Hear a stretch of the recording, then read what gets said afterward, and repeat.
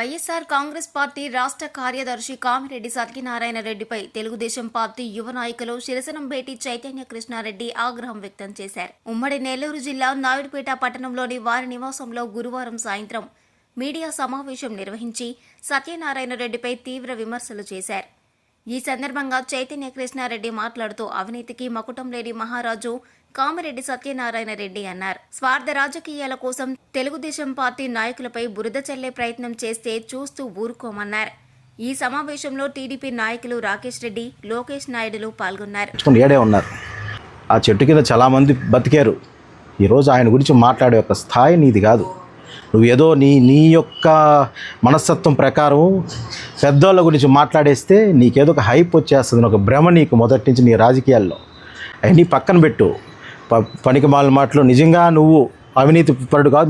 మేము ఇచ్చిన ఈ సవాళ్ళ మీద స్వీకరించరా.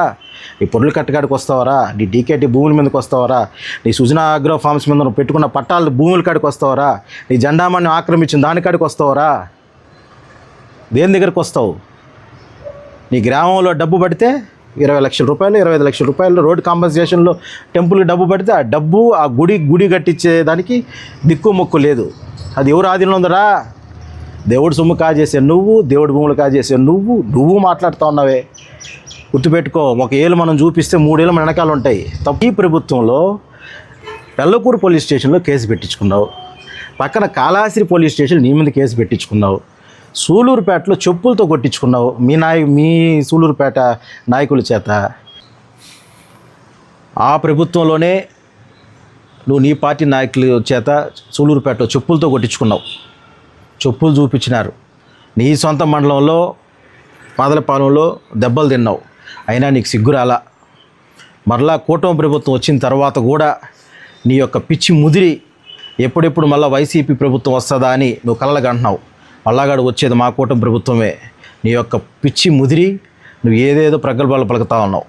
అవినీతి అంటున్నావు చంద్రబాబు నాయుడు గారిని. అవినీతి పరులు ఎవ్వరు లేరు ఇక్కడ. నిజంగా నువ్వే పెద్ద అవినీతి పరుడి.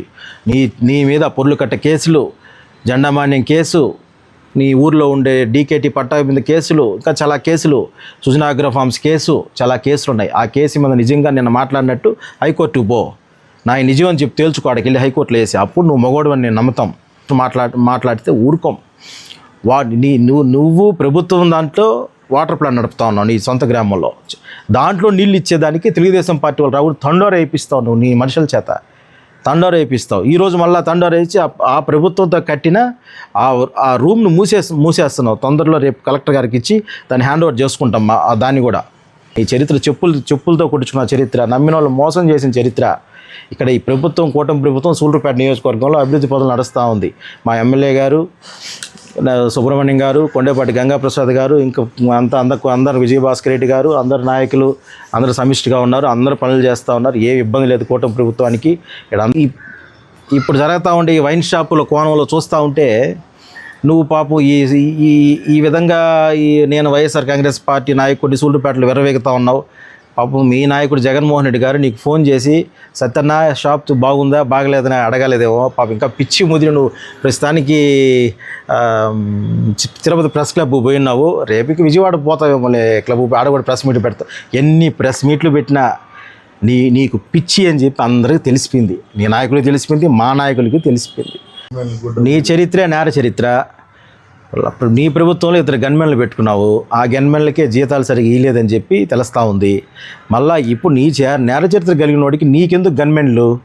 ఖబర్దార్ సత్యనారాయణ, బాగుండదు నీకు ఇంకా అవాకు చవాకులు పేలితే. మరిన్ని న్యూస్ అప్డేట్ కోసం A3 న్యూస్ ఛానల్ని సబ్స్క్రైబ్ చేసి బెల్ ఐకాన్ను ప్రెస్ చేయండి.